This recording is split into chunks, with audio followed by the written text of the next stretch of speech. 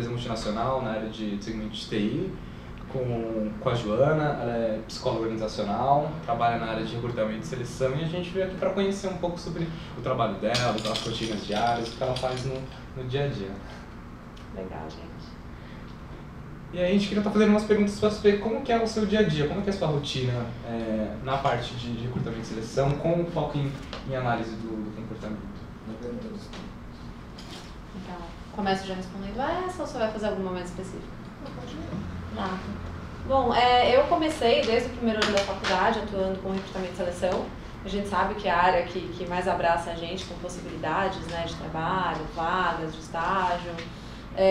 E eu percebi, ao longo desses 9, 10 anos que eu trabalho na área, que realmente agora eu consigo atuar com um foco maior, assim, com algum contexto relacionado à área de análise do comportamento. Então, como a gente estava conversando anteriormente, Rodrigo, o processo de seleção, ele começa com a análise das competências, tanto técnicas como comportamentais. Certo. Então, aqui, hoje na CGI, eu conduzo a abertura da vaga com o gestor. A gente já tem uma planilha mais ou menos preparada com cada cargo, qual a competência técnica que ele precisa. E aí, a partir do nosso guia de seleção por competências, o gestor também escolhe algumas competências comportamentais. Então, por exemplo, para aquela vaga ele precisa de alguém resiliente, alguém que saiba trabalhar em equipe, enfim. A gente tem alguns comportamentos-chave que a gente elege antes de começar a realizar o processo seletivo. É um material muito interessante, eu vim aqui para a CGI por causa desse processo de seleção por competências. É um processo que foi feito no Canadá e cascateado em todas as unidades da CGI no mundo, né? A CGI tem 40 unidades aí, 40 filiais. Vocês utilizam aquele, acho que é o chá, os conhecimentos, habilidades e atitudes. Exatamente. A CGI fez um programa próprio, né, aqui para a empresa, mas ele é pautado nisso, né? Então a gente não vai conseguir uma competência aqui para a CGI, é o conhecimento, a habilidade e as atitudes, né? A soma desses três. Mas o interessante é que o gestor, ele também avalia competências, não fica só na mão do RH. O gestor, hoje em dia, ele é empoderado a fazer esses processos, né? Então saiu daquela coisa antiga que a gente acreditava que o RH, a psicóloga, que poderia dizer se o candidato era ou não apto para a vaga, né? O gestor aqui, ele é empoderado, a gente faz capacitações constantes para que ele consiga entender como fazer uma avaliação de seleção por competências. E também eu acho que ele está mais, falando um pouco de análise do comportamento, ele está fazendo uma observação direta dentro das variáveis do comportamento do ambiente, né? Então a pessoa está está trabalhando no momento e ele tem mais contato com a pessoa do que a própria psicóloga. Mais contato com a pessoa, com a área, com os profissionais da área. E o que a gente fala, que é a primeira coisa que a gente ensina, né, para os gestores quando eles vão realizar uma entrevista é assim: comportamento passado pode predizer para a gente comportamento futuro, né? Então, se aquele candidato se comportou 6 vezes daquela maneira, seja positiva ou negativa, a chance dele se comportar de novo daquela maneira existe, né? Então, a gente tem que ensinar de uma maneira clara, né, para uma pessoa que é leiga, que nunca estudou psicologia, como utilizar conceitos básicos da análise do comportamento, né? A gente inicia esse processo na seleção por competências, mas para fazer análise de desempenho, motivação de equipe, a gente acaba utilizando esses conceitos também, né? De como desenvolver, reter esses profissionais, o que é reforçador para um não é reforçador para o outro. A gente até falando de treinamento e desenvolvimento também, o que a CGI tem como premissa é isso, né? Que um benefício para um membro pode ser um benefício para o outro, de acordo com a sua história de vida, enfim, do que ele acredita. Então a gente tenta trazer um pack de benefícios até baseado nisso também, né? Que um reforçador para um pode não ser para o outro, enfim. Então a gente vê vários conceitos aí que às vezes eles não sabem o porquê técnico, mas que estão utilizando no dia a dia. Certo.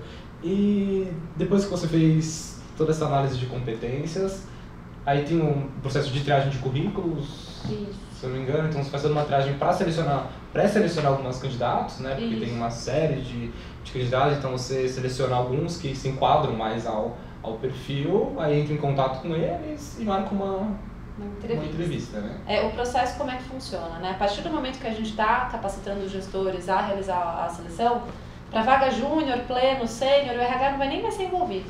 A gente só vai fazer a triagem técnica desses currículos, né? Esse processo está ongoing, a gente está implementando agora. Então a gente vai fazer a triagem técnica. Então o gestor fala pra gente assim: esse candidato precisa ter X anos de experiência, coisas técnicas, né?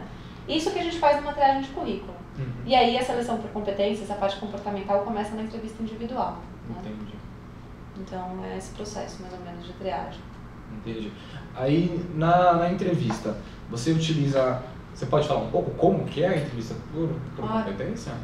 A CGI, então, ela fez esse guia, né, de competências, que é pautado nas competências de mercado, que a gente conhece, e a partir das competências ela fez uma lista de comportamentos observáveis, porque a gente ainda acha que a competência é um termo muito amplo, né?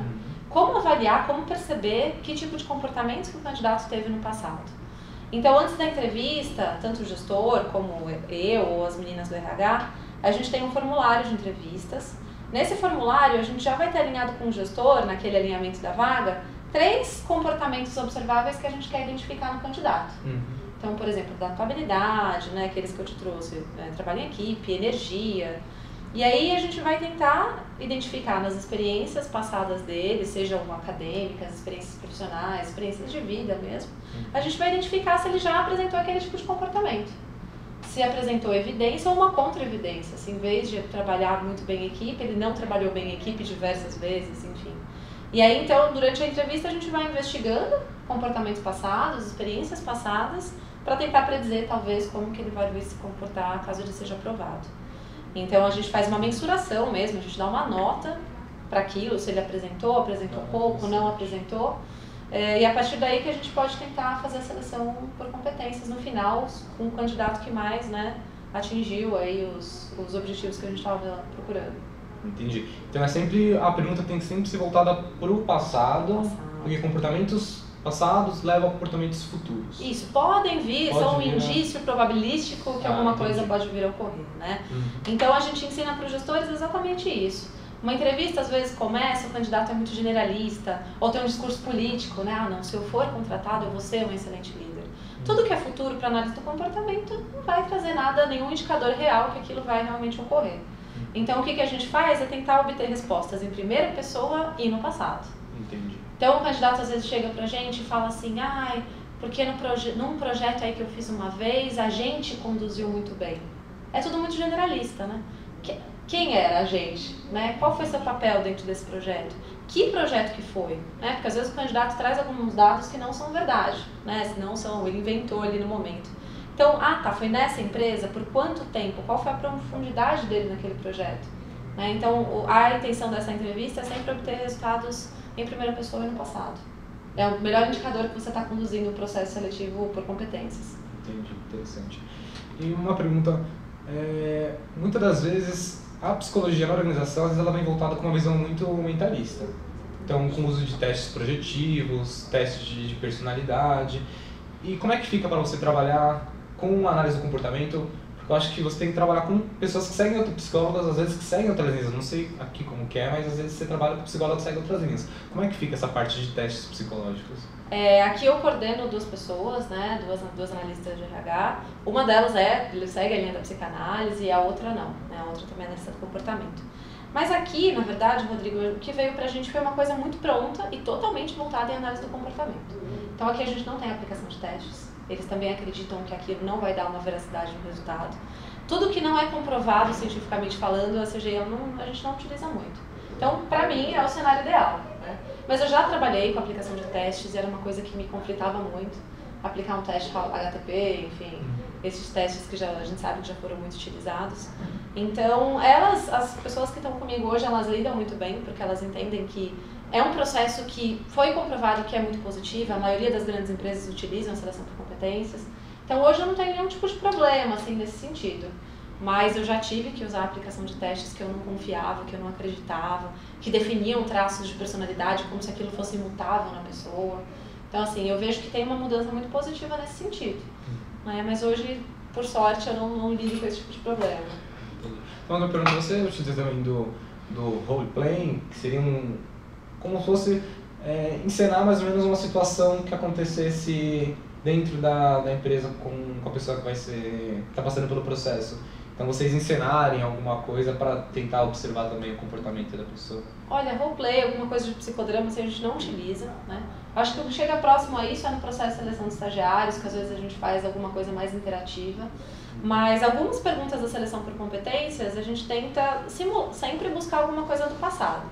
Quando não dá, a gente pode partir para alguma coisa no sentido de aplicar, por exemplo, mais relacionado à área do dia a dia, não, é mais coisa técnica que a gente utiliza. Então, por exemplo, tem que fazer uma situação, uma vaga de controller, ele vai ter que mexer com algumas planilhas, aí a gente faz esse tipo de coisa de simulação de realidade. Então, por exemplo, olha, a gente lida com esse tipo de planilha, como é que você vai lidar com isso? Faz pra mim alguma coisa similar, mas eu vejo que as avaliações que eu conheço, assim, são mais técnicas, nada muito comportamental, nada muito de avaliação mesmo, de perfil. Entendi. Só para finalizar, que já só mais uma pergunta, tem como estar fazendo uma avaliação direta após ele ser contratado? Ou alguma coisa para após o recrutamento de seleção? Eu sou leigo, não tenho muito conhecimento. Legal, não, existe sim. O legal do nosso processo é que a gente tem um processo que chama onboarding, né, que é 1 ano.